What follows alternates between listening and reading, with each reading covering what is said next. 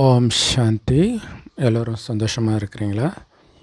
So 2 நாள் முன்னாடி சவுக்கு சங்கர் அவர்களுடைய வீட்டில் துப்புரவு பணியாளர்கள் வேஷமிட்டு சிலர் அவருக்கு பிடிக்காதவர்கள் அவர் வீட்டில் சாக்கடை, மனித கழிவு, விலங்குகள் கழிவு இதையெல்லாம் வீடு ஃபுல்லாக ஊற்றிட்டு போனது ரொம்ப பேசப்படும் பொருளாக மாறியது. ஸோ அவர் அரசியல் விமர்சகர்.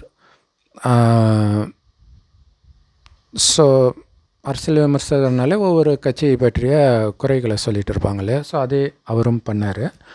ஸோ அப்படி ஏதோ ஒரு ஊழலை பற்றி அவர் பேசும்பொழுது அதனால் கோபம் கண்ட சிலர் இப்படி பண்ணியிருக்கிறாங்க. ஸோ இது நேஷ்னல் லெவலில் பேசப்பட்டது. அப்போ சவுக்கு சங்கர் ஒரு வீடியோ போடுறார் அவருடைய சேனலில். என்ன போடுறாரு அப்படின்னா, நாங்கள் இந்த சவுக்கு மீடியா அப்படின்ட்டு ஒரு கம்பெனி நடத்துகிறாரு. ஸோ அதை மூட போகிறோம் அப்படின்னு சொல்லியிருந்தார். ஏன்னா எனக்கும் அதை மூடுறதுல விருப்பம் இல்லை தான். ஆனால் என்ன பண்ணுறது, ஒரு மனிதன் இதுவரைக்கும் தண்ணியில் மூழ்கினா போகலாம், இதுவரைக்கும் வந்துடுச்சு தண்ணி, இனி என்ன பண்ண முடியும்? யாருமே நமக்கு வீடு கூட வாடகை கொடுக்க மாட்டுறாங்க, ஆஃபீஸ் நடத்துறதுக்கு இடம் கொடுக்க மாட்டுறாங்க. நான் என்ன தான் பண்ணுறது? ஸோ இது என்னுடைய தோல்வி இல்லை, சமுதாயத்துடைய தோல்வி. நான் எதுக்காக இதை நடத்தணும்? நான் என்ன சமுதாயத்தை திருத்துறதுக்கா? யார் இப்போ எனக்கு ஒரு பிரச்சனை சமுதாயமாக நிற்கிது அப்படிங்கிற மாதிரி எல்லாம் அவர் பேசினார். ஸோ அதனால் அது மட்டும் இல்லாமல் அந்த டைம் அவங்க அம்மா மட்டும்தான் வீட்டில் இருந்திருக்கிறாங்க. அந்த துப்புரவு பணியாளர்கள் மாதிரி ஒரு கூட்டம் வரும்பொழுது. ஸோ அப்போ முன்னாடி பக்க கதவை பூட்டிட்டாங்க, பின்னாடி வழியாக கதவை உடச்சிட்டு உள்ளே வந்திருக்கிறாங்க. அப்போ அவங்க அம்மா தடுக்க ட்ரை பண்ணியிருக்கிறாங்க. கொஞ்சம் போயிருந்தால் அவங்க மேலே விழுந்து அவங்க இறந்து கூட போயிருப்பாங்க. ஸோ அதை தான் சொல்கிறார். ஒருவேளை எங்கள் அம்மா இறந்துருந்தா, எங்கள் அம்மா உயிரை பணயம் வைத்து நான் இப்படி ஒரு மீடியா நடத்தணுமா? அப்போ இதுக்கு ஒரு பாயிண்ட்டே இல்லையே அப்படின்னு சொல்லி தான் நான் இப்படி ஒரு முடிவு எடுத்திருக்கிறேன் அப்படின்னு சொன்னார். ஸோ அதை பார்க்கும்போது நமக்கு ஒரு பெரிய ஆச்சரியமாக இருந்தது. என்ன அப்படின்னா, முழுக்க முழுக்க இதிலேயே மூழ்கிய ஒருவரால், அரசியல் விமர்சனம் பண்ணுறதுலே மூழ்கிய ஒருவரால் டக்குன்னு தன்னுடைய குணத்தை மாற்றிக்க முடியுமா? அமைதியாகிட முடியுமா? அப்படின்னு ஒரு பெரிய சந்தேகம் இருந்துச்சு. ஏன்னா அது ஒன்றும் அவ்வளோ ஈஸியே கிடையாது. கஷ்டம் மட்டும் இல்லை, ரொம்ப ரொம்ப கஷ்டம். தொட்டில் பழக்கம் சுடுகாடு மட்டம்னுவாங்க இல்லையா? ஸோ அந்த மாதிரி அந்த குணத்தை மாற்றுறது சாதாரண விஷயம் கிடையாது. அது ரொம்ப ரொம்ப ரொம்ப ரொம்ப கஷ்டமான ஒரு விஷயம் இல்லையா? ராமரை அவர் ஒரு அம்பு விட்டால் 7 மரத்தை தாக்கி விழுந்தது. ஸோ அந்த அளவுக்கு திறமையும் வீரமும் படைத்தவர். நிறைய அரக்கர்களை எல்லாம் கொன்று இருக்கிறார். அப்படி ஒரு பக்கம் வீரத்தில் இருந்தவரை வீட்டை விட்டு போ அப்படின்ட்டு அவங்க சித்தி சொல்லும் பொழுது, ராஜ்யத்தை விட்டு போ அப்படின்னு சொல்லும் பொழுது சிரிச்ச முகம் மாறாமல் போகிறது இருக்குது பார்த்திங்களா? அதுதான் மிகப்பெரிய உலக அதிசயம், அந்த டிரான்ஸ்ஃபர்மேஷன் இல்லையா? அவர் நினைத்தால் என்ன வேணாலும் பண்ண முடியும். அவங்க அப்பா கூட வாயை திறந்து சொல்லலை, ஆனாலும் அந்த நேரத்தில் அப்படியே அவருடைய குணத்தை மாற்றினார் பாருங்க. அது ஒரு செகண்டில் நடக்கிற விஷயம் கிடையாது. ஆக்சுவலாக இதைத்தான் மகாபாரதம், ராமாயணம், கீதை, பைபிள், குரான் கதைகள் எல்லாமே திரும்ப திரும்ப போதிச்சுக்கிட்டே இருக்கும். ஸோ இப்போ சவுக்கு சங்கர் அவர்களை கூட விட்டுருங்க, நமக்குள்ளே எவ்வளோ மிருக குணங்கள் இருக்கும் இல்லையா? குடும்பத்தில் எதிர்க்கிறது, மற்றது இந்த சினிமா பார்த்து வர நமக்குள்ளே நிறைய அசுர குணங்கள் இருந்திருக்கும், வளர்ந்துருக்கும். அது அதாவது ஒருத்தன் அமைதியாக இருக்கிறவன் ஆக்ரோஷமாக மாறுறது கஷ்டமே கிடையாது. திரும்ப திரும்ப அவனை நோண்டிக்கிட்டே இருக்கும்போது அவனுக்குள்ளே மிருக குணம் வந்துடும். ஆனால் அப்படி மிருக குணத்தின் உச்சத்தில் போய் ஒருத்தன் மீண்டும் அந்த பழைய சாதுவான நிலை அடையிறது பாருங்க, வாய்ப்பே கிடையாது. ஏன்னா நாளுக்கு நாள் உலகம் மோசமாகும், இன்னும் உங்களை அது தூண்டிக்கிட்டு தான் இருக்கும். ஸோ அதனால தான் பார்த்திங்கன்னா விடுதலை புலி பிரபாகரன் ஒரு டைமில் அமைதியாக போயிடலாம் அப்படிங்கிற ஒரு முடிவுக்கு ஆயுதத்தை எல்லாம் இந்திய அரசாங்கத்துக்கிட்டெல்லாம் கொடுத்துட்றாரு. ஆனால் அதுக்கு பிறகு என்னாச்சுன்னா, அவரே மாதிரியே இருக்கக்கூடிய மற்ற தீவிரவாத குழுக்கள் அவங்கள தாக்க ஆரம்பிக்கிறாங்க, மக்களை தாக்க ஆரம்பிக்கிறாங்க. அவருக்கு பயங்கர கோபம் வருது, மறுபடியும் ஆயுதத்தை எடுக்கிறார். ஸோ அதோடைய விளைவு என்னாச்சுன்னு நம்ம பார்க்குறோம். கடைசியில் பேரழிவைத்தான் அது ஏற்படுத்திச்சு. ஸோ ஏன்னா நீங்கள் ஒரு மோசமான குணம் உடையவர்களாக நம்ம மாறுறோம் அப்படின்னா அது கலியுகத்துக்கு நார்மல். காமத்தினால, கோபத்தினால, பற்று, பேராசை, அகங்காரத்தினால. ஆனால் மீண்டும் அந்த பழைய பரிசுத்த நிலையை, பணிவான நிலையை, குழந்தை மாதிரி கள்ளங்கபடமற்ற நிலையை அடையிறது இங்கே நார்மல் கிடையாது. இந்த உலகம் அப்படி உங்களை அப்படியெல்லாம் ஆகவும் விடாது. ஸோ ஆனால் இப்போ அப்படி ஆக வேண்டிய கட்டாயம். ஏன் அப்படின்னா இந்த 5000 வருட காலச்சக்கரத்தை புரிஞ்சுக்கணும். ஆரம்பத்தில் சொர்க்கமாக இருக்கும்பொழுது இது பரிசுத்தமாக இருந்தவர்கள் தான் இங்கே இருந்தாங்க. அப்புறம் கொஞ்சம் கொஞ்சமாக உலகம் கொஞ்சம் அந்த சொர்க்கத்தின் அந்த சுகம் எல்லாமே கொஞ்சம் கொஞ்சமாக குறையும் பொழுது மனிதனுடைய குணமும் கொஞ்சம் கொஞ்சமாக மாறுது. ஆக்சுவலாக மனிதன் குணம் மாறுறதுனால தான் எல்லாம் குறையும். 2500 வருடம் சொர்க்கமாக இருக்கிற வரைக்கும் உங்களுடைய குணம் நல்லா இருக்கும். பட் இருந்தாலும் ஆரம்பத்தில் ரொம்ப சூப்பராக இருக்கும். அது கொஞ்சம் கொஞ்சமாக குறைஞ்சிட்டு வரும். ஆனால் அசுர குணம் வராது. அசுர குணம்னா காமம், கோபம், பற்று, பேராசை, அகங்காரம். 2500 வருடம் கழிச்சு என்ன ஆகிடுது, கொஞ்சம் கொஞ்சமாக காமம், கோபம், பற்று, பேராசை, அகங்காரம் இதெல்லாம் உங்களுக்குள்ளே வர ஆரம்பிக்குது. ஆனால் இதெல்லாம் தப்புன்னு சொல்கிறதுக்கு யாருமே இல்லை. இதுதான் கொடுமையே. ஆனால் ஆரம்பத்தில் தெரியும். சொர்க்கத்தில் காமம்னா கூட என்னன்னு தெரியாது. கணவனும் மனைவி நமக்கு ஒரு வாரிசு வேணும்னு நினைக்கும் போது மனைவி கர்ப்பம் அடைவாள். அந்தளவுக்கு பரிசுத்தமாக அவங்க இருந்ததுனால தான் அவங்கள கோயில் கட்டி கும்பிட்றோம். இப்போ எங்கே போனாங்க? அவங்க எங்கேயும் போகல. மறுஜன்மம் எடுத்து பாவம் செய்து பாவத்தில் விழுந்து கொஞ்சம் கொஞ்சமாக சொர்க்கத்தில் இருந்த அழகு, ஆரோக்கியம், செல்வம் அனைத்தையும் இழந்திருக்கிற நீங்களும் நானும் தான் அது அப்படின்னு சொல்லி மீண்டும் நமக்குள்ளே இருக்கக்கூடிய அந்த தெய்வீக குணங்கள், சொர்க்கத்தில் இருந்த அந்த குணங்களை எழுப்புறதுக்காக சுயம் கடவுளே வரார். ஏன்னா அவருக்கு மட்டும்தான் அந்த உண்மை தெரியும். நம்மை மீண்டும் அந்த பரிசுத்த நிலைக்கு அவர் மட்டும்தான் அழைச்சிட்டு போக முடியும். அப்போ என்ன பண்ணணும்னா அவர் சொல்வதை தவிர வேறு யார் சொல்கிறதையும் நம்ம கேட்கக்கூடாது. ஏன்னா மனிதர்கள் எல்லாம், உங்கள் அப்பா அம்மா உட்பட, நீங்கள் படித்த பாடங்கள் உட்பட, உங்கள் மதங்கள் உட்பட எல்லாமே உங்களை வழிக்கெடுக்கவே செய்யும். ஸோ அப்போ இறைவன் நேரடியாக வரார்.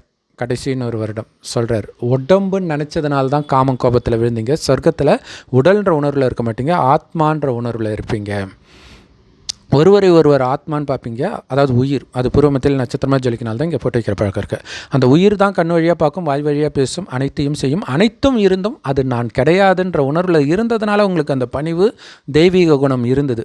கொஞ்சம் கொஞ்சமாக இந்த உடம்பு என்னது, இந்த பொருள் என்னது, இந்த உறவுகள்லாம் என்னுடையது, இந்த சொத்தெல்லாம் என்னதுன்ற உணர்வு 2500 வருடம் கழிச்சு வரும்போது தான் இது நரகமாகுது. அப்போ தான் நமக்குள்ள அசுர குணங்கள் வர ஆரம்பிக்குது.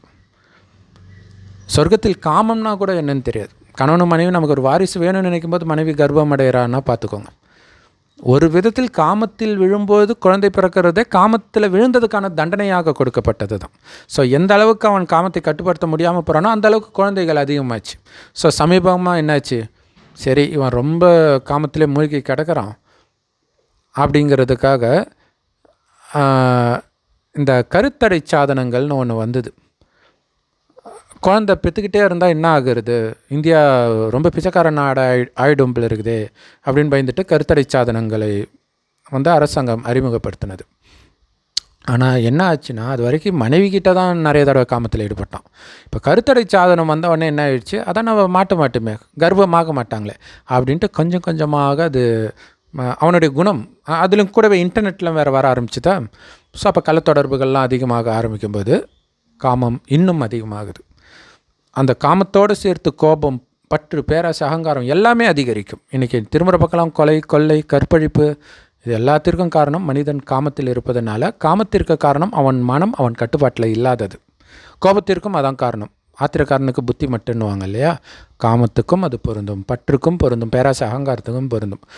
ஸோ இப்படி ஆக்ரோஷமாக இருந்த நாம் அப்படியே அமைதியாக இருக்கிறது இருக்குது பாருங்க, அதுதான் மிகப்பெரிய தைரியம், வீரம். மகாவீரர்னு சொல்கிறது அதுதான். ஆஞ்சநேயர் அப்படி வீரம் பொருந்தியவராக காட்டுறது உடல் வீரம், உடல் பலம் கிடையாது, ஆத்ம பலம். ஏன்னா ஆத்மா பலம் இழக்கும்போது தான் மனம் ஆத்மாவின் கட்டுப்பாட்டை மீறி போகுது, எண்ணங்களை உருவாக்குது, டிப்ரெஷன் எல்லாமே, காமம், கற்பழிப்பு எல்லாமே அதுதான் காரணம். ஸோ இப்போ அதிலிருந்து நீங்கள் விடுபடணும்னா கடவுள் சொல்கிறார், மீண்டும் ஆத்மானு என் ஒருவனின் நினைவில் இரு. இந்த உலகத்தை பொறுத்த வரைக்கும் நீ இறந்துட்டேன்னு நினச்சிக்கோ. உடலை விட்டு உயிர் பிரிகிறத தான் மரணம்னு சொல்கிறோம். இப்போ நீங்கள் வெறும் ஆத்மா, உடம்பு கிடையாது. ஆத்மாவுக்கு ஒரே உறவு தான், இறைவன் தான். உடம்புக்கு தான் பல உறவு. இந்த மொழி எண்ணிது, இந்த ஜாதி எண்ணிது, இந்த மதம் எண்ணிது, இந்த நாடு எண்ணிது, இப்படியெல்லாம் பற்று வச்சு வச்சு உங்களுடைய நிம்மதி தான் போகும். கடவுள் சொல்கிறார், எதுவும் எண்ணிதில்லை இறைவனை தவிர. அவரை நினைக்க நினைக்க இழந்த அத்தனையும் உங்களுக்கு கிடைக்கிது. அவரை மறந்த உடனே என்ன ஆகிடும்? தானாக மற்றதை நினைக்கிறீங்க, நினைக்க நினைக்க அனைத்தையும் இழக்கத்தான் செய்வீங்க. ஏன்னா உங்களுக்குள்ள அசுரகுணம் தூண்டப்படும். ஸோ மற்றபடி உலகத்தை மாற்ற முடியுமா? மாற்றுறதுக்கு நாம் கடவுள் கிடையாது. ஸோ கடவுளும் எப்படி மாற்றுறார்? நம்மை மாற்றுவதன் மூலமாக மாற்றுகிறார். ஏன்னா நம்ம குணம் கெடும்போது இது நரகமாயிடுது. குணத்தை மாற்றிக்கிட்டிங்கன்னா மீண்டும் சொர்க்கம் வரும். ஆனால் எல்லோரும் மாறிடுவாங்களா? கோடியில் ஒரு சிலர் தான் மாறுவாங்க. கோடியில் ஒரு சிலர் தான் ஞானத்தை கேட்பாங்க, கடவுள் பேசுகிறாருன்னு புரிஞ்சுக்குவாங்க. ஸோ முயற்சியும் பண்ணுவாங்க. ஸோ அப்படி முயற்சி பண்ண பண்ண பண்ண பண்ண என்ன ஆகும்னா, சொர்க்கத்திற்கு ஏற்கனவே இருந்தவர்கள் தான் இந்த ஞானம் அவங்கள பிடிச்சி இழுக்கும். அவர்கள் தான் முயற்சி செய்வாங்க. ஸோ சொர்க்கத்துக்கு அந்த ஆரம்பத்தில் வருவதற்கு தயாராகிட்டாங்க. அங்கே பார்த்திங்கன்னா ஆரம்பத்தில் வெறும் 9 லட்சம் பேர் தான் இருக்கும். இப்போ 1000 கோடி மக்கள் தொகை. எவ்வளோ வித்தியாசம் பாருங்கள். ஸோ அப்போ சொர்க்கம் வர ஆரம்பிச்சிடும். இதே பூமி தான் சொர்க்கம் ஆகணும். அப்போ இது அழிஞ்சு தானே ஆகணும். ஸோ அதற்காக நடக்கிறது தான் உலக அழிவு. திரும்புகிற பக்கமெல்லாம் பார்க்குறோம், அசாதாரணமான புவியியல் மாற்றங்கள் பார்க்குறோம். அதாவது சயின்டிஸ்ட் கணிச்சதை விட அதிவேகமாக அந்த ஆர்டிக் அண்டார்டிக் போலெல்லாம் பனிக்கட்டி உருக ஆரம்பிக்கிறத பார்க்குறோம். கடல் மட்டம் ஏறதை பார்க்குறோம். எல்லாமே நடக்கும். மனிதனுடைய குணத்தை மாற்றியே ஆக வேண்டிய நேரம் இது, யாராக இருந்தாலுமே. ஏன்னா அப்படி நம்ம மாறலைனாலும் கடைசியில் அனைத்தையும் இழக்கும்போது நம்ம அந்த நேரம் அகங்காரம் இருக்காது. சவுக்கு சங்கர் சொல்கிறார் இல்லையா, ஒரு லெவலுக்கு மேலே பணிஞ்சே ஆகணும். ஆனால் அந்த நிலை வர்றது பெரிய விஷயம்.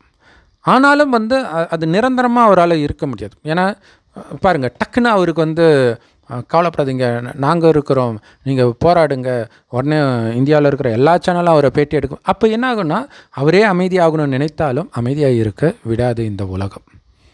நம்ம ஒவ்வொருத்தருக்கும் இப்படித்தான். ஸோ அதனால் இறைவனை தவிர யார் கையை பிடிச்சாலும் நாம் வழிகேட்டிலேயே செல்வோம். இதை புரிஞ்சுக்கிட்டு இறைவன் நினைவிலே இருக்க சொல்கிறார். இறைவன் கொடுக்குற ஞானம் முரளின்னு சொல்கிறோம். அது எல்லா பிரம்மகுமாரிகள் ராஜயோக தியான நிலையத்திலும் முற்றிலும் இலவசமாக கிடைக்குது. யூடியூப் வெப்சைட்ஸ்லாம் இருக்குது. அதோட லிங்க் டிஸ்கிரிப்ஷனில் கொடுக்குறோம். அவசியம் பார்த்து பயன்பெறுங்கள். கோபம் மட்டும் இல்லை, காமம் மிகப்பெரிய எதிரி இல்லையா? காமத்தை தூண்டக்கூடிய விஷயம் அப்படி யூடியூப் அப்படி திருப்பினாலே வருது. Facebook, Instagram. ஸோ எல்லாத்துலேருந்தும் விலகி இறைவன் நினைவை தவிர நான் எதிலும் இருக்க மாட்டேன் அப்படின்ற உணர்விலே இருக்கணும். அதுதான் மிகப்பெரிய வீரம் இல்லையா? விஸ்வாமித்திரர் விஸ்வாமித்திரர்னால் என்ன அர்த்தம்? விஸ்வம்னா உலகம், மித்திரன்னா நண்பன். உலகத்திற்கு நண்பன் யார்? முதல்ல கடவுள், அவருடைய வழிபடி நடக்கிற நாமளும் கூட. ஏன் உலகத்தை சொர்க்கமாக்குறோம்? அப்போ உலகத்திற்கு நாம தானே நண்பன். உலகத்தை நரகமாக்குற வேலையைத்தான் மதங்கள், மனிதர்கள் எல்லாமே பண்ணியிருக்கிறாங்க. ஸோ அதிலிருந்து நீங்கள் விலகி யாரும் யாருடைய பொறுப்பும் கிடையாது, எல்லாம் கடவுளுடைய பொறுப்பு தான். நீங்கள் கடவுள் கையை பிடிங்க. மற்றவங்களை காப்பாற்றணும்னு நினச்சா அவங்களுக்கு இறைவனுடைய ஞானத்தை கொடுங்க. கடவுள் கையை பிடிக்க மாட்டேன்னும் போது நாம் ஒன்றுமே பண்ண முடியாது. காமம், கோபம், பற்று, பேராசை, அகங்காரம், இந்த 5 விகாரம் ஆணிடமும் இதே 5 விகாரம் பெண்ணிடம் உள்ள இணைந்த ரூபந்தான் 10 தலை ராவணன். எல்லாருக்குள்ளேயும் இருக்கிறான். உலகம் முழுவதும் அவனுடைய ராஜ்யம்தான். கடந்த 2500 வருடமாகவே.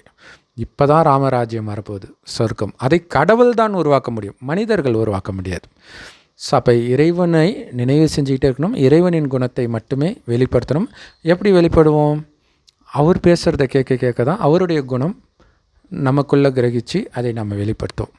ஸோ அதுக்கு என்ன பண்ணோம்? வெளி உலகத்தின் விஷயத்தை பார்த்தும் பார்க்காமல் கேட்டும் கேட்காமல் இருக்கணும். ஓம் சாந்தி. தேங்க்ஸ் ஃபார் வாட்சிங்.